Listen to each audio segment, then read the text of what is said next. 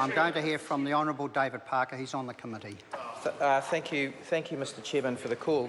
I want to address two of the issues that the Honourable Nick Smith raised. Firstly, I heard him say that Environment Canterbury was the worst regional council there's ever been. Now, and I know that my colleague Eugenie Sage is quite rightly defensive of the prior council in which she served. But I think I do agree with the Minister that it was wrong that there's truth in both these propositions. It is right that it was wrong that all those years after the RMA, the Environment Canterbury still did not have an effective water plan in place. It's also true that the most recently elected council, of which Eugenie Sage was part, had actually made more progress towards the creation of a water plan than any of the other prior councils. And so I can understand her taking umbrage from some of the generalised criticisms that are made by Nick Smith. Can I say, sir, that I don't think you should have taxation without representation. And, you know, that's a basic precept of democracy that fundamental, thank you. It's fundamental. Now, it's been so long already that we've had rates being imposed by a council that is not democratic, that it's just time to go back to a fully democratic one. I think it's good that David Cagle's actually, one of the commissioners, actually standing for council. All of them could do that if they wanted to continue on in that role, and actually I suspect that that some of them would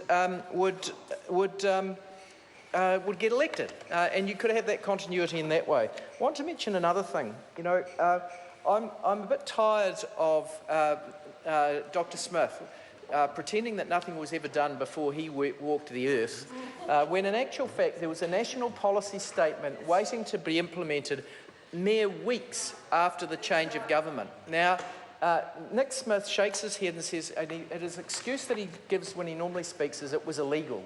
That the national policy statement that was prepared by the principal planning judge of New Zealand, Judge Shepherd, was somehow in breach of the RMA.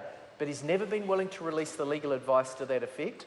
And if it was illegal because it was prescriptive in what needed to be done in terms of controlling intensity of land use, which is the main reason why water qualities continue to get worse, why didn't they change the law then?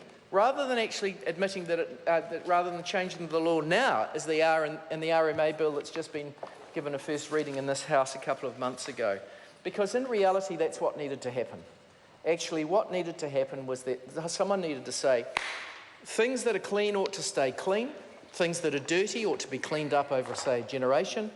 And because we know that it's increases in land use intensity with more irrigation, more fertiliser, more livestock effluent, adding the nutrient and fecal coliform load on waterways, that's what needed to be controlled and hasn't been, even now, isn't properly. Now, I know that the plan that we now have in Environment Canterbury is actually a lot better. And I'm actually pleased that the Minister did appoint those commissioners and clean out a lot of the crap that we have in plans that is unnecessary and makes them complex, makes them more readable instruments that actually do what they're meant to do.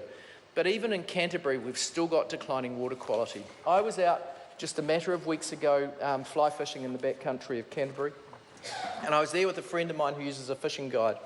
The fishing guide said that in the last 3 years, he has stopped using rivers like the lower stretches of the Opahi and other mid-South Canterbury rivers that are continuing to get worse year by year.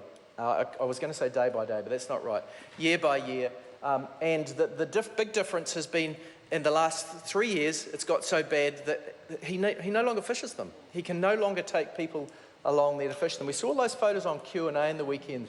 Some of them, of those rivers where they're being sucked dry, the minimum flows aren't high enough, and the water quality controls are not good enough. So, Mr. Speaker, Mr. Chairman, I'm ready to trust our democratically elected environmental people to do their job.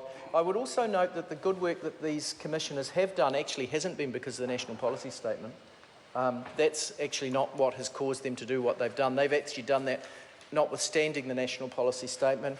Lastly, before I sit down, sir, I think the so-called collaborative processes that we've got under the Land and Water Forum have failed. Now, I know the Land and Water Forum's done some good things, but it's actually lowest common denominator outcomes. They can't agree on things like pricing. This Ashburton thing where there are billions of litres of water are going to be bottled at profit and no price imposed. Land and Water Forum, some wanted to, they could never agree. Matt Ducey.